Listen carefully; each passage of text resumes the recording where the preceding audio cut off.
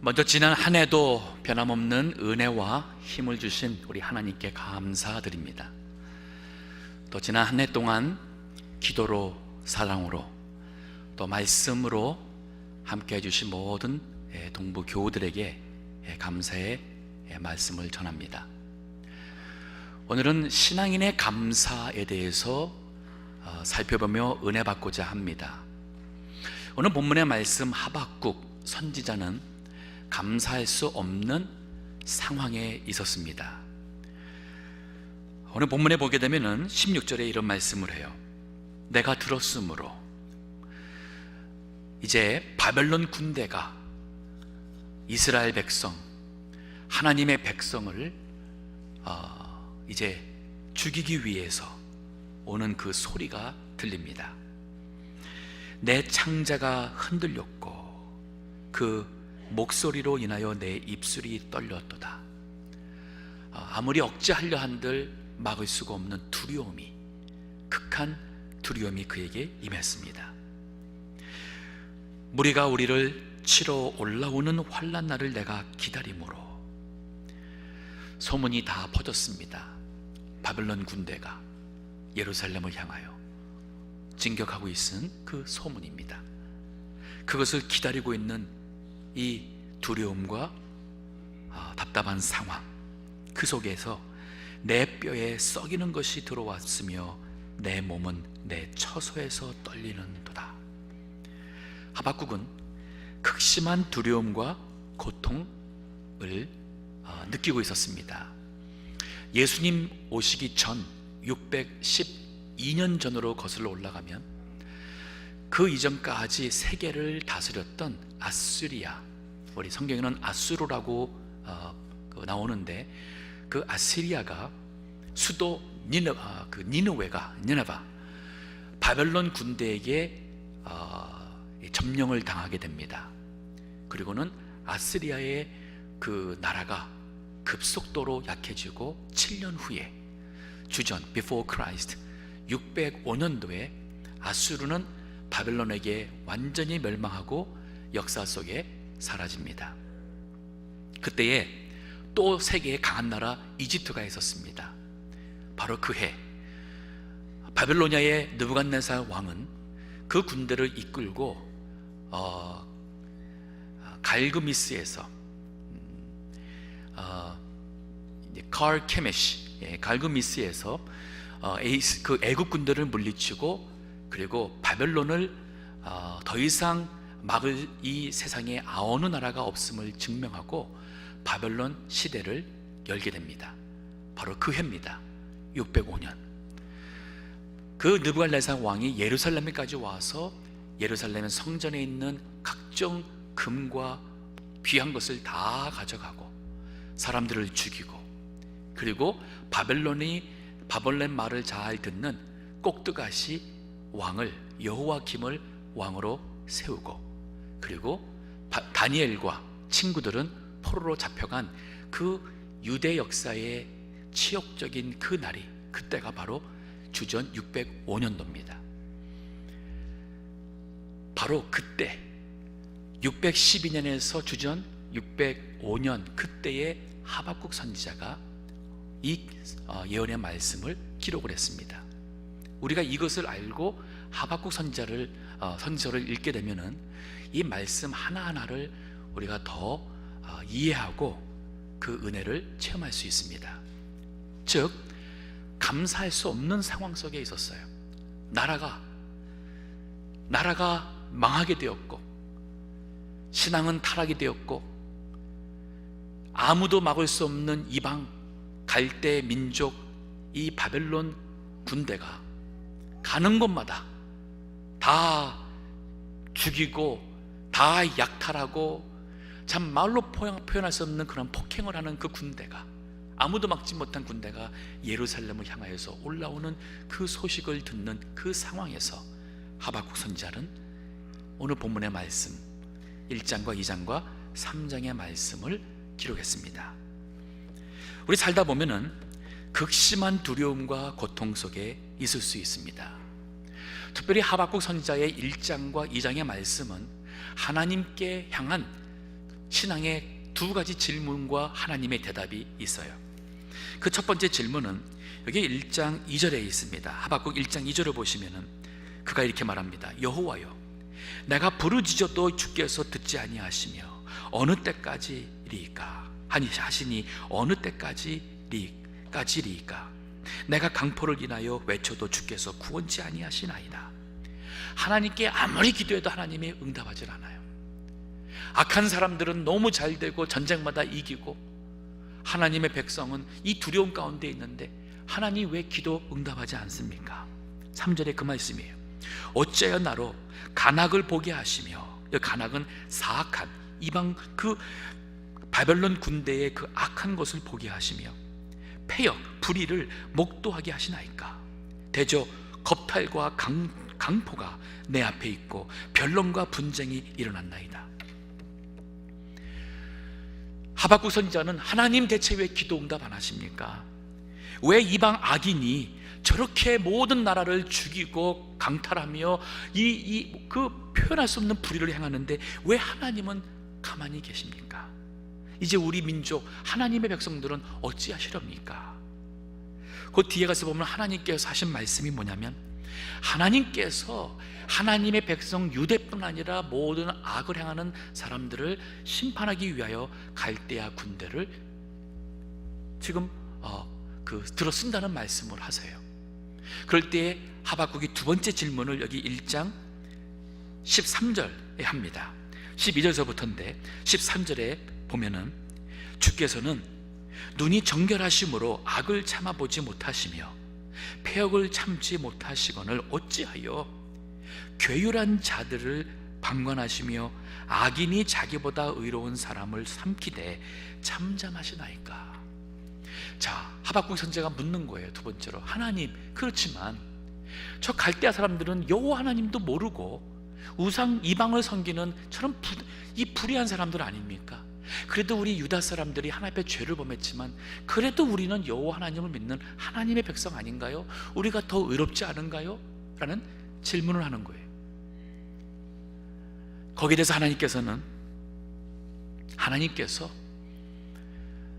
하나님께서 유다 백성이든 이방인이든 하나님의 심판대로 하실 것이고, 하나님의 백성은 믿음으로 살리라는 말씀으로 하박국 선지자에게 답을 주십니다.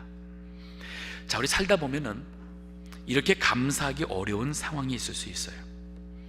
극심한 두려움과 고통이 올 때가 있습니다.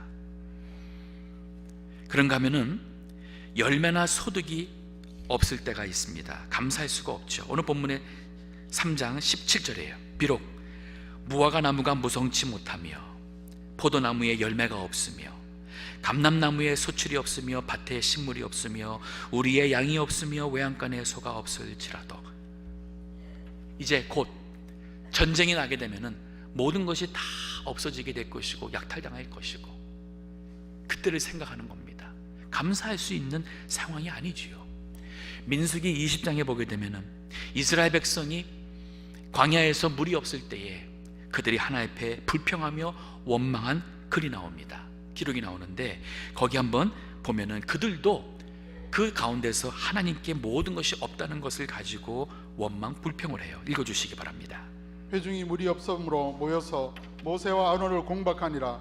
백성이 모세와 다투려 말하여 가로되 우리 형제들이 여호와 앞에서 죽을 때에 우리도 죽었다면 좋을 뻔하였도다. 너희가 어찌하여 여호와의 총회를 이 광야로 인도하여 올려서 우리와 우리 짐승으로 다 여기서 죽게 하느냐? 너희가 어찌하여 우리를 애굽에서 나오게 하여 이 악한 곳으로 인도하였느냐? 이곳에는 파종할 곳이 없고 무화과도 없고 포도도 없고 석류도 없고 마실 물도 없도다. 네, 다 없다 그러죠. 다 없다 그래요. 만나도 있고 하나님의 능력도 있고 또 하나님의 능력으로 물도 주실 것이고 뭐 하나님의 지도자도 있고 다 있는데 없고 합니다. 감사할 수 없는 상황, 우리가 믿음이 약해질 때는 자꾸 없는 것만 보여요. 그리고 나를 힘들게 하는 사람만 원망스럽게 마음에 남습니다.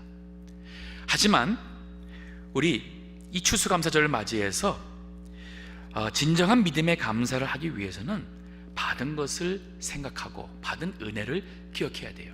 욥을 보게 되면은 욥이 하루아침에 10 아들 딸을 다 열을 잃어버리고 모든 재산을 잃었을 때에 그가 한 말이 뭐냐면, 내가 모태에서 어머니 뱃속에서 적신으로 벗은 몸으로 나왔은즉 적신으로 또한 벗은 몸으로 돌아갈지라. 손해본 게 없다는 거예요. 다 잃었습니다. 자식과 재산 다 잃었어요. 그러면 뭐가 남았어요? 이 몸 하나 남았어요. 근데 어차피 어머니 몸에서 벗은 몸으로 나왔는데 생각하면 손해본 거 아니잖아요. 본전이잖아요. 욥은 없는 것을 생각한 게 아니라 있는 것을 생각하며 하나님 앞에 입으로 범죄하지 않았다 그랬습니다. 저도 어려울 때, 전에 살아가면서 이제 공부하면서 어려운 시절이었을 때 그런 생각했어요. 이민 처음에 왔을 때 생각을 해봤습니다. 그때는 정말 영어도 못했고, 한국에서 영어 중학교 때 좀 배웠지만은 한국식 발음이어가지고 캐나다 처음에 와가지고 엘리베이터에서 백인이 저한테 How are you 그러는데, How are you? 가만히 있어. How are you가 이름 물어보는 거야. 이거 뭐 물어보지? 막 당황해가지고 나간 다음에 How are you 그러면 Fine thank you 하면 되는데 왜 그것도 생각 안 났지? 할 만큼 그런 영어로 시작을 해서, 돈이 있습니까? 친구가 있습니까? 아는 사람이 있습니까? 도와주는 사람이 있습니까? 아무것도 없는 상황에서 시작한 걸 생각하면, 야, 그래도 가진 게 많지 하면서 감사합니다. 자, 우리 신앙인의 감사가 되기 위해서는 비록 우리가 감사할 수 없는 상황에 있다 할지라도 하박국과 같이 민족적으로나 나라적으로 그러한 큰 위기 속에 극심한 두려움과 고통 가운데 있다 할지라도, 심지어는 우리에게 있는 모든 것이 우리에게 다 떠나고 우리에게 정말 아무것도 없는 것 같이 다 된 상황에 갔다 할지라도 거기서 감사할 수 있는 것은 신앙인의 감사예요. 자, 그럼 오늘 하박국이 그 신앙인의 감사를 하는 근원이 18절에 나옵니다. 무엇을 가지고 대체 감사를 했는가? 18절 보면은 나는, 자, 이렇게 없을지라도 나는 여호와를 인하여 즐거워하며 나의 구원의 하나님을 인하여 기뻐하리로다. 나는 여호와를 인하여 즐거워한다는 것은 여호와 하나님 한 분으로서 나는 만족하고 즐거워한다. 이 여호와 하나님이 누구냐? 그 이제 3장 1절부터 쭉 보면은 하박국의 기도가 나와요. 그 기도가 나오는데 그 말씀에 보게 되면은 하박국 선지자의 입에서 고백을 하는 것이 이 하나님께서 살아계심을 믿고 이 하나님이 반드시 공의로 심판하실 것을 그가 고백합니다. 즉, 하나님 앞에 질문하면서 왜 하나님 바벨론 저 악한 사람들을 내버려 두십니까? 왜 하나님 더 악한 사람들이 우리 하나님의 백성을 심판하도록 하나님 우리들을 하나님의 백성을 심판하십니까? 하는 이 질문을 하다가 그가 여호와 하나님을 생각할진대 하나님은 실수하는 분이 아니시고 하나님은 불의하신 분이 아니기 때문에 어떠한 악도 불의도 하나님께서는 반드시 때가 되면 심판하실 것을 그가 깨달았어요. 그리고 고백하는 것이 그 공의의 하나님의 심판을 의지해서 믿음으로 하나님 앞에 감사를 하는 겁니다. 우리 하나님 살아계십니다. 우리 살아가다 보면은 우리 나쁜 일 하는 사람이 있어요. 우리 교우들 중에서 참 사기꾼한테 속아가지고 참 너무나도 가슴 아픈 일 지금도 생각하면은 밤을 설치게 되고 막 혈압이 올라가는 그런 분 없잖아. 있을 줄 압니다. 결혼했는데 정말 잘못 결혼해가지고 참 인생의 그 꿈이 하루아침에 다 무너지고 가정이 깨지고, 혹은 자녀들 통해서 이루 말할 수 없는 아픔을 겪은 경험 없잖아. 왜 없겠습니까? 그러나 이 모든 악을 행하는 사람들, 우리가 생각할 때는 왜 하나님 저분들을 왜 가만히 내버려 두실까? 우리 믿는 사람들이라 해서 장사를 잘하는 게 아니라, 세금을 정작에 낸다 그래서 항상 장사가 잘 되는 게 아니라, 이 세상에 보니까 거짓말하고 불법 수고하는 사람도 장사만 잘 되고, 왜 하나님은 저런 사람들을 내버려 두실까? 그런데 우리 하나님의 공의의 심판이 반드시 옵니다. 성경에 보게 되면은 심판, 하나님의 그 공의의 심판이 바로 올 때가 있고 나중에 올 때가 있어요. 가룟 유다 같은 경우에는 예수님을 3년 반이나 따라다녔으면서도 그 은 30을 얻겠다고 예수님을 배신하고 팔았어요. 하지만 하루를 넘기지 못하고 그 마음이 죄책감에 눌려서 너무 괴로워서 그가 스스로 목을 메고 자살했습니다. 근데 그 줄이 그나마 끊어져 가지고 땅에 떨어지면서 배가 터져서 창자가 다 나오는 비참한 죽음을 당했다고 성경에 기록합니다. 하나님의 심판이 무섭게 나타났습니다. 구약에 보게 되면 모세, 하나님이 들어서는 참 하나님의 종인데 재혼을 한 것 같습니다. 근데 구스 여인하고 재혼을 했어요. 구스라면 지금의 이디오피아예요. 이디오피아 여인과 결혼하니까 아마도 그 누나가 되는 미리암이 또 형 아론이 극심히 반대한 것 같아요. 성경에 보면은 비방했다 그랬어요. 모세를 비방하고 그 결혼뿐 아니라 더 나가서 하나님이 너만 나타났느냐, 우리에게도 나타나서 말하지 않았느냐 하면서 모세를 대적하는 기록이 나옵니다. 그럴 때 하나님께서 얼마 시간 가지 않아서 나타났어요. 그리고 아론과 미리암을 책망하시면서, 그리고 하나님이 떠나자마자 미리암이 문둥병에 걸리게 됩니다.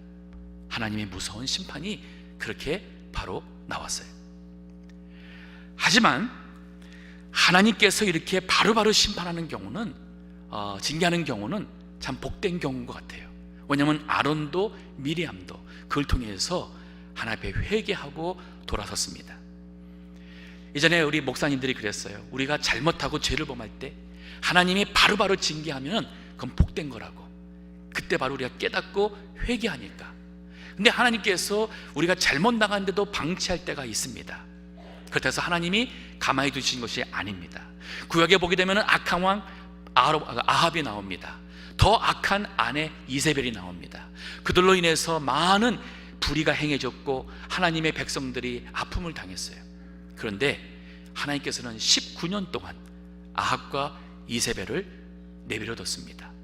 그리고 19년 후에 그들이 하나님의 심판으로 죽고, 그리고 비참하게 이세벨은 그 죽은 시체를 개들이 와서 피를 핥으며 그 살을 먹는 기록이 나옵니다. 이스라엘 백성들이 하나님을 떠나서 여로보암의 죄를 범했어요. 하나님께서 좀 더 그냥 확실하게 좀 징계를 해줘서 회개케 하시면 좋았건만, 하나님은 200여 년을 기다리시고 끝까지 회개 안 할 때에 하나님께서는 200여 년이 지나서 북이스라엘이 아수리아에게 멸망을 당하게 됩니다.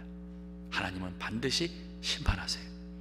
아말렉 족속, 모세가 이스라엘 백성을 이끌고 나올 때에 뒤에 처진 약한 사람, 노인들을 괴롭히고 죽이고 했던 아주 치사하고 야비한 그러한 잔인한 민족이었어요.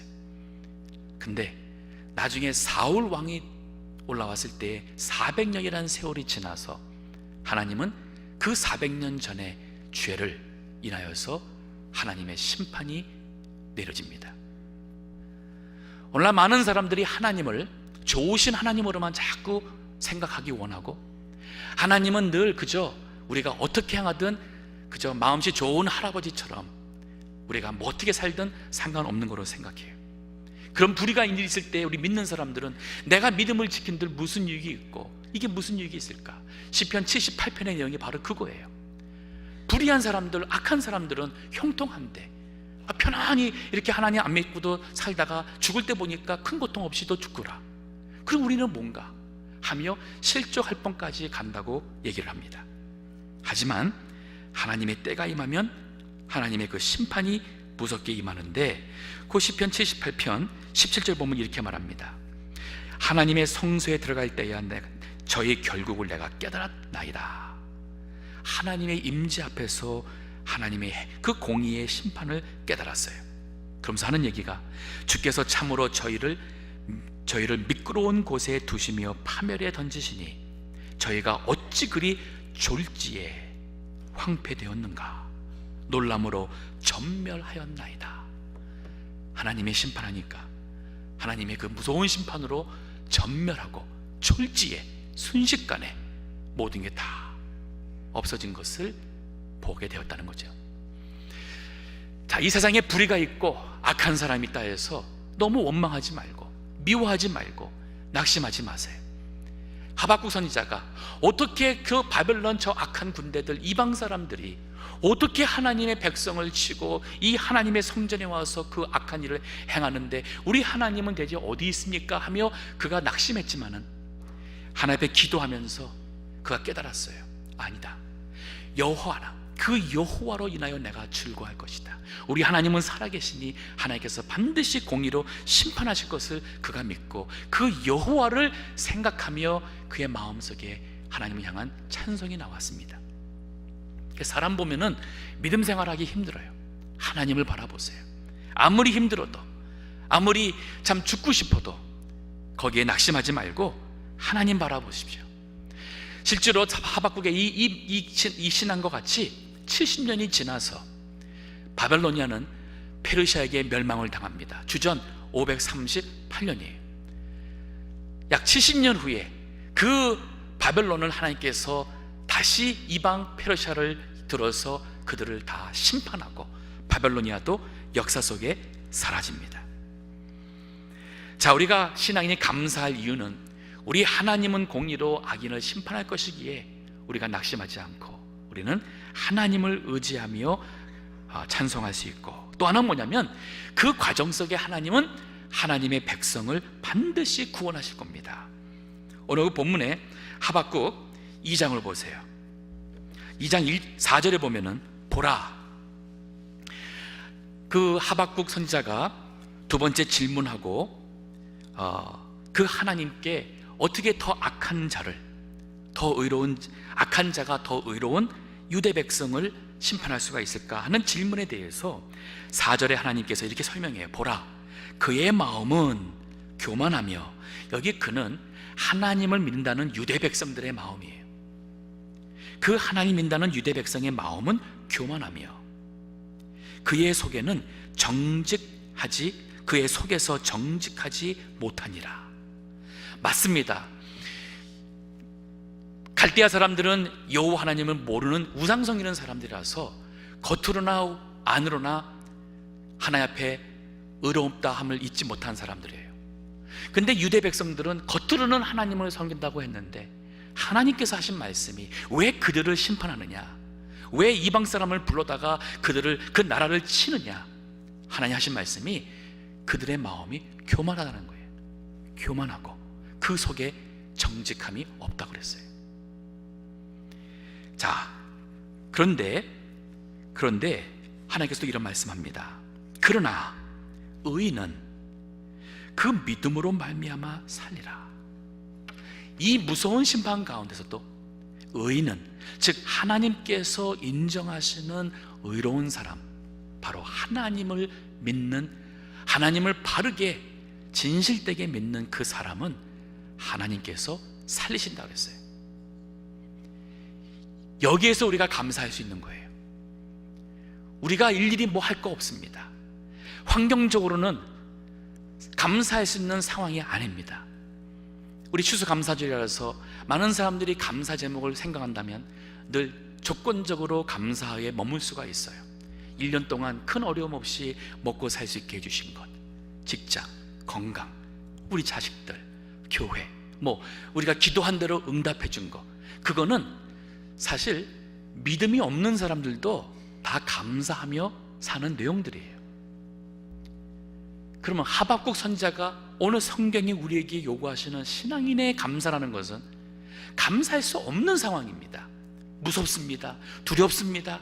더 악한 사람들이 와서 끔찍한 일을 행하는 그 시간을 지금 기다리고 있는 이 불안한 이 상황 속에서 하나님께, 하나님을 바라보며 나는 하나님을 믿는다, 살아계심을 믿는다, 그분께서는 악인을 반드시 하나님께서 공의로 심판하실 것이니까 내가 왜 불공평하다고, 하나님 어디 계시냐고 내가 원망하고 낙심할 필요가 없다.